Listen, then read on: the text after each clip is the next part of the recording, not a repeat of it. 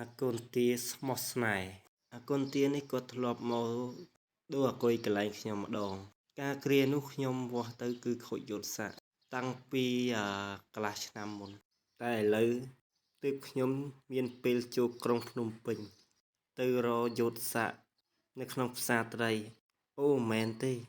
ក្នុងផ្សារទួតពុងទៅដល់ផ្សារហ្នឹងអត់ខ្វះទេចឹងមេត្រូវការគ្រឿងបន្លាស់ដែលមេរោមិនមានអីអាចចូលទៅផ្សារទួតពុងបានដោយសារកន្លែងខ្ញុំគឺគ្មានលក់យោតប្រភេទនេះទេបើនិយាយចំទៅកន្លែងខ្ញុំអាចនិយាយបានថារបស់កម្រអញ្ចឹងចូលមករឿងយើងវិញម៉ូតូនេះដោយសារតែទុកយូរពេកគាត់ជិះអស់អាគុយទើបខ្ញុំសាក់អាគុយឲ្យគាត់តែចេះដល់ណាស់មេព្រោះអាគុយនេះវាបានខូចទៅហើយទោះយើងខំបញ្ចូលឬក៏ដូរយោតសាក់យ៉ាងណាក៏វាមិនសាក់ដែរឥឡូវយើងបានដូររួចរាល់ដូរអាគុយមកទឹកជូនគាត់ដូរយោតសាក់ជូនគាត់ហើយយើងក៏បានលុយដែរមេអរគុណជួយគាំទ្រផងបាទ